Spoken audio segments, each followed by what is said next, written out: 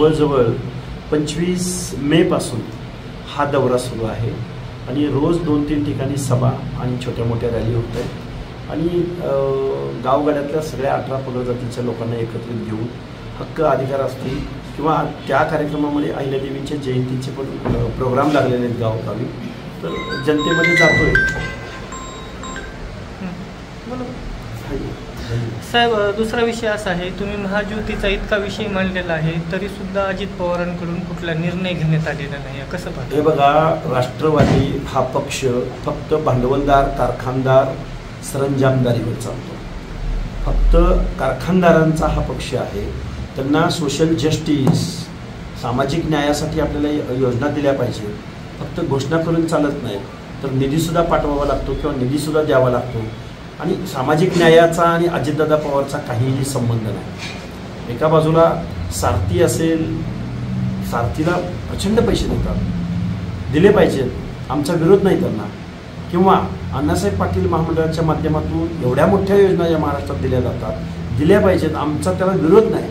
पण सामाजिक न्यायाच्या ज्या योजना आहेत, SC आणि STचे 746 करोड रुपये अजितदादा पवारांनी इतर योजनांना वळवले आणि महाराष्ट्रामधून प्रचंड टीका शासनावर व्हायला लागली.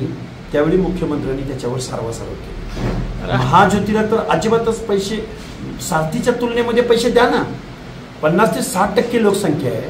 आमची पोरं, PhDची पोरं स्टायपंडसाठी अक्षरशः, मी आज एक व्हिडिओ अपलोड केलेला आहे एका मुलीचा, अक्षरशः तुम्हाला सांगतो, महायुतीच्या माध्यमातून या महाराष्ट्रामध्ये OBCसाठी एकही वसतिगृह या अजितदादा पवारांनी किंवा अर्थ खात्यानं त्याला मंजुरी दिलेली नाही. हे वास्तव आहे. लक्ष्मण हाके असेच बोलत राहिले तर त्यांना लोक सोडणार नाहीत, असे राष्ट्रवादीचे लोक बोलत आहेत. हे बघा, OBCचे प्रश्न मांडत असताना आत्ताच एका राष्ट्रवादीच्या प्रदेश प्रवक्त्यानं सांगितलं की याला आम्ही निपटवून टाकू. OBCचे प्रश्न मांडत असताना जर मला कोणी निपटवून टाकणार असेल तर या गोष्टीला सामोरं जायला आम्ही तयार आहोत. पण त्यांना मी एकच सांगतो की तू जे हे वक्तव्य केलंय ते पहिल्यांदा अजितदादा पवारला विचार की लक्ष्मण हाके या व्यक्तीच्या नादाला लागल्यानंतर, अरे आम्ही गावगाड्यातली माणसं आहोत, काठ्याकुराडीची लढाई संपली, धमकी तिकडे कोणाला तरी द्या, तुम्ही त्यांना सांगा अरे ही लोकशाही आहे, इथं संविधान चालतं, इथं कायदा चालतो, तुम्ही ज्या दिवशी काठ्याकुराडी घ्याल, आम्हाला संपवायला याल ना, त्या दिवशी आम्ही तुम्हाला बघून घेऊ.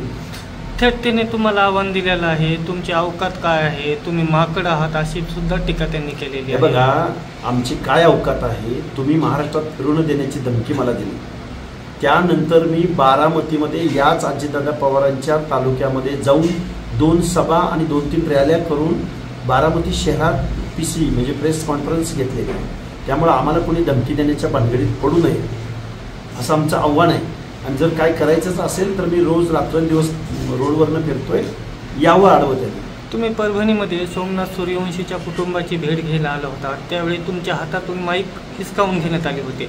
त्यावर बोलताना अमोल मिटकरीकर म्हणाले आहेत की तुमचे काय अवकात आहे ते संविधानवाल्यांनी दाखवून दिलेली आहे. मग अमोल मिटकरी संविधानाबद्दल, संविधान फक्त दलित समाज किंवा आंबेडकरी जनता यांच्यावरच, हेच फक्त संविधानवाले आहेत आणि तू या महाराष्ट्राच्या कायद्याच्या सभागृहात गेलास, तू संविधान मानत नाहीस का? फक्त आंबेडकरी जनतेनं संविधान, म्हणजे आंबेडकरी जनता समोर दिसली की ते संविधानवाले, आणि तू काय आहेस? तू पुड्या बांधणारा, रॉकेल गास्लेटमध्ये भ्रष्टाचार करून गास्लेट चोर म्हणतात तुला. म्हणजे तुझा संविधानाचा काही संबंध आहे, हे तू तुझ्या वक्तव्यातून दाखवून दिलेलं आहेस. आता पुढची दिशा काय असणार आहे? अमोल मिटकरीकडून अशी टीका होत राहील. आमचं टीका, मी त्याच्या टीकेला जास्त वेळ उत्तर देणार नाही. अजितदादा पवारांनी पुढे आलं पाहिजे आणि आम्ही जे प्रश्न उपस्थित केलेत त्या प्रश्नाची उत्तर दिली पाहिजे. नाहीतर मग आमचं काय म्हणणं आहे, तुम्ही आर्थिक नियोजन आजपर्यंत लाखो करोड रुपयांची केली, रस्ते केले, मोठमोठ्या इमारती उभ्या केल्या, पाण्याच्या जलसिंचनाच्या योजना केल्या, स्वागत आहे, आम्ही काही बोललो नाही. पण अमृत महोत्सवी वर्षामध्ये सोशल जस्टिसचं काय? आजही आमची लोक स्लम्समध्ये राहतात, आजही गावगाड्यामध्ये 1 गुंठ्याची जमीनधारणा आमच्या लोकांना करता येत नाही. आजही आम्हाला सामाजिक न्यायासह समता, कुठं आहे सामाजिक न्याय? जर आमचाच निधी कसा वळवायला तुम्हाला भेटतो?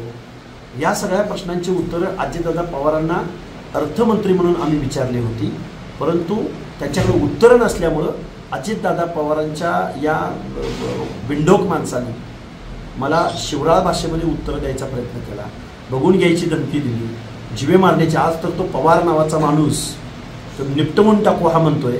तू ये निपटवायला माझ्यासमोर, मग काय प्रकार असतो ते सांगतो. आणि तुझ्या अजितदादाला पहिल्यांदा विचार की धनगराच्या नादाला लागल्यावर काय परिस्थिती होते. 4 कारखाने काढले आणि आमदार खासदार झालं म्हणजे तू बारामतीतनं फिरून दाखव म्हणा तुझ्या अजितदादा पवारला. तू तर पवार खूप लांबचा आहेस, होळकरांची अवलाद आहे. असं लपून छपून भांडणारी, पाठीत वार करणारी अवलाद नाही. सरळ सरळ युद्धामध्ये होळकर लढत होते, वाळवंटात होळकर लढत होते. त्यामुळे तू नागपूरचा पवार असलास तरी आम्ही होळकरांच्या विचारांचे वारसदार आहोत. तू आमच्या नादाला लागू नये. सरळ सरळ टीका केली जात आहे की लक्ष्मण हाके देवेंद्र फडणवीस आणि एकनाथ शिंदेवर बोलत नाहीत, ते त्यांचे माणसं आहेत. प्रश्न मर्यादित होता, प्रश्न महाज्योती संदर्भातला होता, प्रश्न मर्यादित होता SC STचे 746 करोड रुपये वळवल्याचा. तेवढ्याच प्रश्नाच्या मर्यादेमध्ये जर उत्तर दिलं असतं तर अजितदादावर टीका करायचा प्रश्न येतो कुठं. तुम्ही गेल्या कित्येक वर्षापासून सत्तेत बसताय, तुम्हाला आचार विचार काही सुद्धा नाही.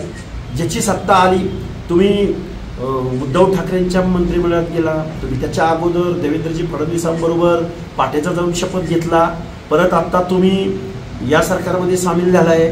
म्हणजे तुम्ही सत्तेसाठी, म्हणजे तुम्हाला आचार विचार नाही, तुमच्या पक्षाची काही ध्येय धोरणं नाही, तुम्हाला फक्त पैसा कमवणं हा उद्देश आहे. अरे बिझनेस करा ना एखादा.